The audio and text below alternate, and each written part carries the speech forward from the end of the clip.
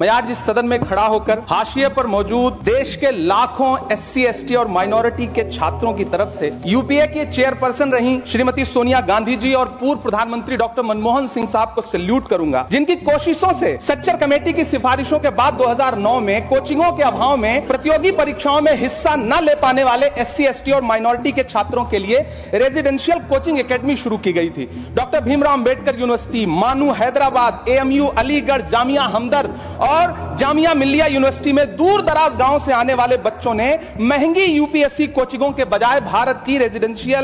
सरकार की residential coaching academy में एडमिशन लेना शुरू किया और उनके प्रतियोगी परीक्षाओं में जाने के सपने पूरे होने लगे। इसी से प्रभावित होकर मुंबई के हज हाउस में 2009 में एक कोचिंग सेंटर शुरू किया गया, जिसके लिए सरकार से कोई फंड नहीं लिया गया, बल्कि हाजियों के रजिस्ट्रेशन फीस और सर्विस चार्जेस से बनने वाले हज कमेटी के कॉर्पस के एक हिस्से से इसे शुरू किया गया। तकरीबन 10 साल शानदार तरीके से चलने वाले इस कोचिंग सेंटर के रिजल्ट भी बढ़िया रहे। कई IAS दिए, IPS दिए, महाराष्ट्र की स्टेट सर्विसेज में बच्चे सिलेक्ट होने लगे। फिर आया कोविड, पहले सीटें घटाई गईं और फिर तत्कालीन अल्पसंख्यक मंत्री महोदया को मौका मिला और उन्होंने 2023 में इस कोचिंग सेंटर को बंद कर दिया। वो सैकड़ों छात्र जो हर साल इस कोचिंग सेंटर से फायदा उठा रहे थे, एक झटके में उनके सपने चकनाचूर कर दिए गए। सभापति महोदय, मैं जब देश के प्रधानमंत्री को प्रोटोकॉल तोड़ के कतर के अमीर शेख तमीम को रिसीव करते हुए देखता हूं, जब मैं सऊदी के क्राउन प्रिंस मोहम्मद सलमान को प्रधानमंत्री जी को गले लगाते हुए देखता हूं,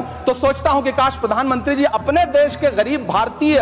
मोहम्मद सलमान और मोहम्मद तमीम को इसी तरह अपने पन का एहसास दिला पाते। कभी मैं जब प्रधानमंत्री जी को शेख हसीना जी को प्रोटोकॉल तोड़ के रिसीव करते देखता हूं, तो मैं सोचता हूं कि कभी प्रधानमंत्री जी अपने देश की बेटी बिल्किस को भी इसी तरह से अपने पन का एहसास दिला पाते। कभी कैब भोपाली ने कहा था, ये दाढ़ियां, ये तिलकधारियां नहीं चलती, हमारे अहद में मक्कारियां नहीं चलती, दिलों को हम कबीले वालों के दिल जोड़िए मेरे सरदार, सरों को काट के सरदारियां नहीं चलती। सभापति महोदय, मेरा अल्पसंख्यक मंत्रालय से अनुरोध है कि हाजियों के पैसे से चलने वाले हज हाउस कोचिंग के कोचिंग सेंटर को फिर से शुरू किया जाए। न सिर्फ शुरू किया जाए बल्कि उसकी सीटें भी बढ़ाई जाएं। जब पैसा सरकार को नहीं देना है बल्कि हाजियों का जो कॉर्पस सैकड़ों करोड़ रुपए के रूप में इकट्ठा है, उससे इसको चलना है कोचिंग सेंटर को, तो फिर इस कोचिंग सेंटर को चलाने में और देश के बाकी हज हाउसेज में इसे शुरू करने से सरकार को परेशानी क्या है। मेरा अनुरोध है, यहां मंत्री महोदय बैठे हैं, अल्पसंख्यक मंत्री, कि कृपया संज्ञान लें। देश के लाखों छात्र आपसे गुजारिश कर रहे हैं।